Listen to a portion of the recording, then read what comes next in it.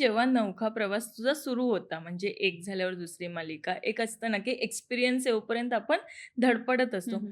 तोपर्यंत सगळे कलाकार मिळालेले त्यांचे जे स्वभाव होते किंवा त्यांचं समजून घेणं तुला, ते तसंच होतं?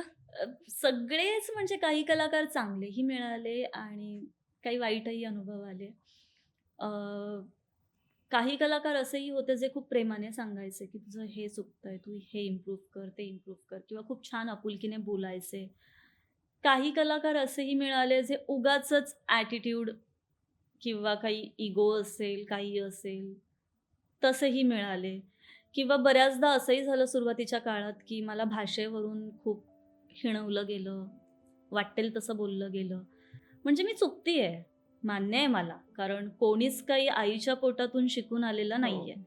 आणि माझं स्पष्ट म्हणणं आहे, तुमच्या घरचं वातावरण जसं असतं, तसे तुम्ही होता पुढे. माझ्या घरात नाही बोललं जायचं, त्याच्यामुळे साहजिक आहे, माझ्याही तोंडी तीच भाषा असणार आहे आणि मी मान्य करते. आणि भाषा कुठलीच चुकीची नसते, कारण ते एक माध्यम आहे, इमोशन्स समजून घेण्याचं. पण जसं-जसं मला कळायला लागलं, मी माझे प्रयत्न करतीये, मी प्रामाणिकपणे ऐकतीये, बोलतीये, तर हे तुम्ही व्यवस्थित सांगा ना.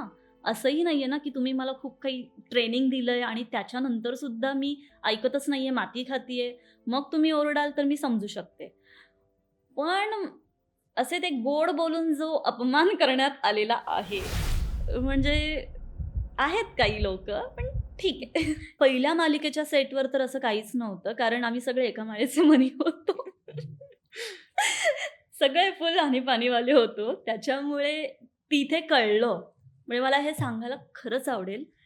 पहिल्या सेटवर मला कळलं, की न असतो, न न असतो, आणि पाणी हे सगळं पहिल्या सेटवर कळलं आणि तिथून मी ठरवलं, की बापरे! आपण खूप मागे आहोत. आपल्याला खूप काही शिकायचं आहे. इथूनच सुरुवात करायची आहे. पण फ्लोमध्ये व्हायचं बऱ्याचदा, की मी काहीतरी चुकीचं बोलतीये, ग्रामर चुकतंय किंवा आणि-पाणी होतंय. तर पहिल्या सेटवर असं फार काही वाटलं नाही. पण त्याच्यानंतर म्हणजे जे गोड बोलून माझे अपमान करण्यात आलेले आहेत. म्हणजे इतपत, की मला हेही ऐकवण्यात आलेलं आहे, की तुमच्यासारखी लोकं जागा खातात एखाद्या चांगल्या कलाकाराची. म्हणजे जो खरंच करतो, जो खरंच बोलतो, ज्याचं सगळं उत्तम आहे, अशा कलाकारांची तुम्ही जागा खाता. मग मला असं व्हायचं, की मान्य आहे मला, पण म्हणून मी प्रयत्न तरी करतीये ना आणि मी अशी बोलत असेल, पण ऑन कॅमेरा मी सगळं व्यवस्थित बोलतीये ना, हो. पाठांतर करून असेल, काही करून असेल, पोपटपंची करून. मी तिथे व्यवस्थित बोलतीये, मग हे सगळं का ऐकवलं जातंय? मेहनत तर मी पण करतीये, फक्त प्रत्येकाची जर्नी असते. कोणी शून्यापासून सुरू करतं. मी डायरेक्टली इथे येऊन सुरू केलेलं आहे. पण माझा इथेच शून्य आहे ना. मी इथूनच सुरू केलेलं आहे ना. मग असं का बोललं जातंय?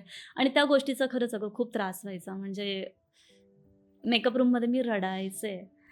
कारण व्हायचं असं की समोरासमोर बोलणं वेगळं असतं. पण जेव्हा सेटवर तुम्ही 50 लोकांसमोर बोलता ना, तेव्हा आणि कलाकार बापरे! कलाकारच. म्हणजे जागा खायला आली आहे, भाषा बघा हिची. अजून असं बरंच काही-काही आणि मी थोडी सॉफ्ट आहे. मला उद्धट बोलता येत नाही, मी बोलतही नाही, उलटंही बोलत नाही किंवा भांडता येत नाही. त्याच्यामुळे मी गप्प व्हायचे तिथे. मग मी मनातल्या मनात बोलायचे. जी काही भडास आहे ती सगळी मनात माझं कन्व्हर्सेशन सुरू असायचं. हां. पण मला बोलता नाही यायचं. त्याचं अजून फ्रस्ट्रेशन यायचं मला.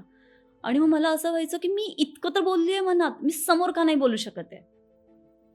मग तो राग आणि ह्या सगळ्या काही गोष्टी असायच्या ना, पण मी नंतर मग काही ठिकाणी बोलायला सुरुवात केली. कारण मला कळलं होतं, की आपण जेवढं ऐकून घेणार ना या लोकांचं, तेवढं ते ऐकवत जाणार. मराठी मनोरंजन सृष्टीमधील मालिका, चित्रपट, नाटक तसेच कलाकारांबद्दलच्या नवीन अपडेट्स जाणून घेण्यासाठी नक्की सबस्क्राईब करा इट्स मज्जा मराठी या आपल्या नवीन यूट्यूब चॅनलला.